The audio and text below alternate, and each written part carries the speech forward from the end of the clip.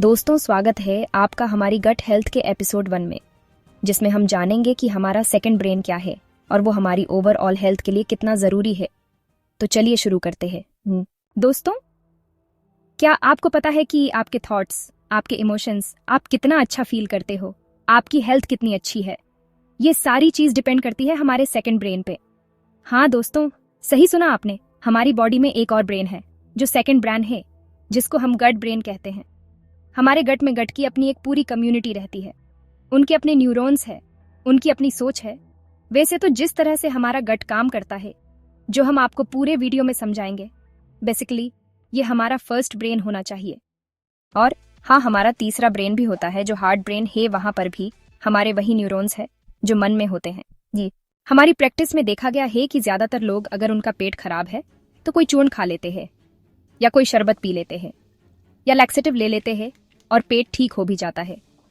अब आगे वो लोग ये सोचते हैं कि पेट की क्लींजिंग करने के बाद हम ठीक हो जाएंगे, लेकिन उन्हें कुछ भी बेसिक नहीं पता और वह अपने गट का सत्यानाश कर लेते हैं। और गट के साथ खेलने का मतलब है कि आप अपने खतरनाक अंग के साथ खेल रहे हैं। तो सबसे पहले तो हम ये जानेंगे कि गट क्या है। हमारा गट मुंह से शुरू होता है, जहां से हम खाने को लेते हैं। उसके बाद भोजन नली है यानी इसोफेगस। फिर हमारा पेट है, जिसको स्टमक कहते हैं, जहां पर जो हम खाना खाते हैं वह जाता है और वहां पर उसमें एसिड मिलता है, जिसको हम हाइड्रोक्लोरिक एसिड कहते हैं। अगला पार्ट है छोटी आंत और बड़ी आंत, जो बहुत इंपॉर्टेंट पार्ट है। और हमारे देश के अधिकांश लोग यानी 99% लोग वहां पर 2 बीमारियों के शिकार हो चुके हैं, जिनका उन्हें पता नहीं है, क्योंकि वहां पर हमारे लिए लाइफ सेविंग विटामिन्स बनते हैं और हमारे न्यूरोट्रांसमीटर्स बनते हैं। तो ये है हमारे गट की पूरी एनाटॉमी, मतलब गट क्या है। अब जानेंगे गट कैसे काम करता है। जब भी आप कोई भी खाना खाते हैं तो वह आपके पेट में जाता है और पेट में वह थोड़ी देर के लिए स्टोर होता है, चर्निंग होती है। और आपने क्या क्या खाया, कितनी प्रोटीन खाए, कितना आपने फैट खाया, उन सब को कैलकुलेट करके आपके स्टमक की वेगस नर्व गट माइंड कनेक्शन से कैलकुलेशन ब्रेन तक पहुंचाती है और उसके हिसाब से ब्रेन के रिस्पॉन्स से वहां पर उस पर हाइड्रोक्लोरिक एसिड की बरसात होती है। लेकिन अगर आपके वेगस नर्व में प्रॉब्लम है तो आपने जो खाना खाया है उसका कैलकुलेशन आपके मन तक ठीक से नहीं पहुंचेगा और आपका मन ये नहीं जान पाएगा कि खाना कितना खाया, उसमें क्या क्या न्यूट्रिएंट थे, इसमें क्या क्या प्रोटीन थे, फैट कितना था। और इसकी वजह से यहाँ पर 2 प्रॉब्लम आ जाते हैं। कुछ का एसिड बहुत ज्यादा निकलेगा, जिससे शरीर में एसिडिटी होगी, ब्लड में एसिड बढ़ेगा और पीठ से रिलेटेड सब तकलीफें शरीर में होगी। दूसरा है, अगर एसिड कम निकलता है तो खाने में मौजूद प्रोटीन पाचन नहीं होगा और ये बिना पचे प्रोटीन को पेट आगे धकेल देगा, जो आपकी छोटी आंत में जाएंगे। अब जो बिना पची प्रोटीन छोटी आंत में गई है वो वहां पे फंगस बन जाएगी, जिसे आयुर्वेद में आम कहते हैं, जो एक प्रकार की टॉक्सिन है और सब रोगों का मूल है। ये टॉक्सिन कई बार आपकी स्किन में पहुंच जाएगा, जिसे कई बार आप देखेंगे कि बिना किसी बाहर के इन्फेक्शन के बावजूद आपको फंगल इन्फेक्शन हो रहा है।